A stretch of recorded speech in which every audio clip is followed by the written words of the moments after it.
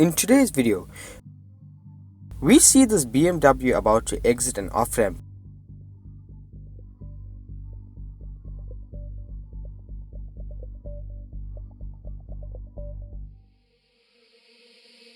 When suddenly the car in front of the BMW stops.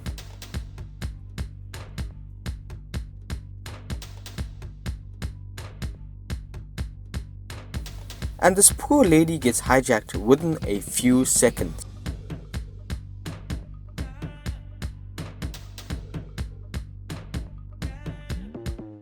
If you like this video, please give it a big thumbs up and subscribe for more daily content. I'll see you around.